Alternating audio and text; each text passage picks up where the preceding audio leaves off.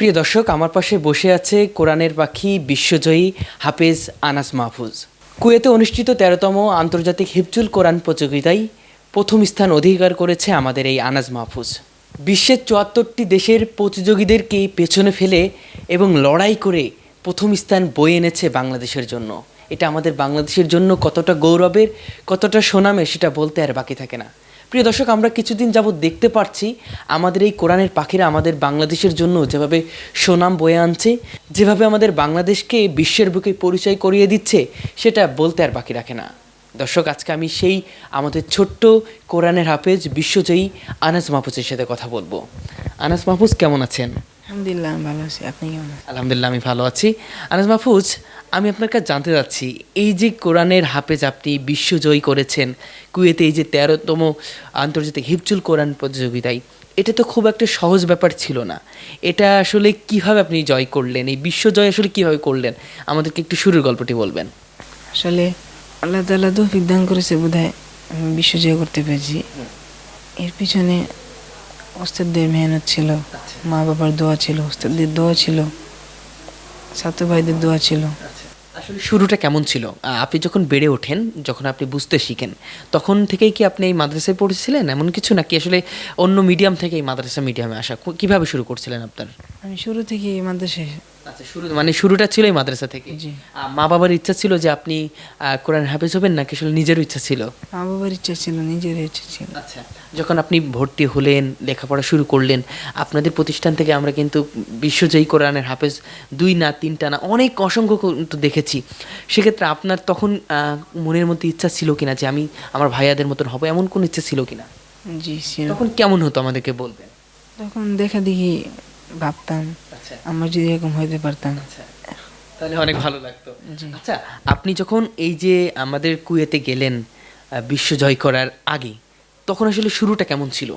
কিভাবে গেলেন, সেখানে পরিবেশটা কেমন দেখলেন, পাশাপাশি সেখানে যে কোনো ভয় পেয়েছিলেন কিনা যে আমি পারবো কিনা, বাংলাদেশের সুনাম বয়ে আনতে পারবো কিনা, এমন কোনো চিন্তা বা এমন কোনো ভাবনা হয়েছিল কিনা?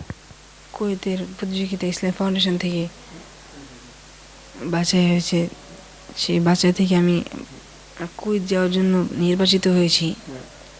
তারপরে থেকে উস্তাদরা অনেক চেষ্টা করছেন, তাদের পরামর্শ, বিশেষ করে আমাদের মাদ্রাসার প্রিন্সিপাল মুফতি মুর্তজা হাসান ফৌজি মাসুম সাহেব, তার দিক নির্দেশনা, তারপরে আমাদের বড় হাফেজ কারি আবদুল্লাহ আল মামুন সাহেব, তার দিক নির্দেশনা ছিল। সেটা মানার, সেটা শোনার পরে আমার মনে একটা আত্মবিশ্বাস তৈরি হয়েছে, না আমিও পারবো, আমি যদি চেষ্টা করি তাহলে পারবো। যখন আপনি কোরআন প্রতিযোগিতায় অংশগ্রহণ করলেন, তখন আপনি যখন স্টার্ট করলেন, তখন আসলে ভয় পাচ্ছিলেন কিনা যে আমি কি পারবো কি পারবো না? তখন স্বাভাবিকই ছিলাম। স্বাভাবিকই ছিলেন। আচ্ছা, যখন আপনার ঘোষণা হলো যে আপনি একেবারে প্রথম স্থান অধিকার করেছেন, বিশ্বকে জয় করছেন, তখন কেমন লাগছিল আপনার? তখন অনেক খুশি লাগছিল। আচ্ছা, তখন কার কথা মনে পড়ছিল? তখন মনে পড়ছিল ওস্তাদদের কথা। ওস্তাদদের প্যানপ্রিয় প্রতিষ্ঠান আমার কাছে ফয়জুল কোরআন। এই যে এত কষ্ট করলেন, এত ত্যাগ করলেন, এটা আসলে কিভাবে সম্ভব হলো? আসলে এই যে ত্যাগ, এই যে কোরবান করে এত বড় একটি জায়গায় গেলেন, সব মিলে আপনার পরিবারের মানুষ কিভাবে দেখছে আপনাকে, এবং আপনার প্রতিষ্ঠানের শিক্ষকরা আপনাকে নিয়ে কতটা আসলে গর্ব করছে? ওস্তাদরা অনেক খুশি হয়েছেন, প্রতিষ্ঠান অনেক খুশি হয়েছেন, ছাত্র ভাইরা অনেক খুশি হয়েছেন। এই সব মিলে আসলে এখন আপনি বিশ্ব জয় করেছেন, আপনার কেমন লাগছে, আপনার ব্যক্তিগত অনুভূতি জানতে চাই। আলহামদুলিল্লাহ অনেক ভালো লাগছে। আচ্ছা, পরবর্তীতে যদি আবারও কখনো বিশ্ব জয় করার প্রয়োজন হয়, সেক্ষেত্রে আপনি নিবেদিত হবেন কিনা?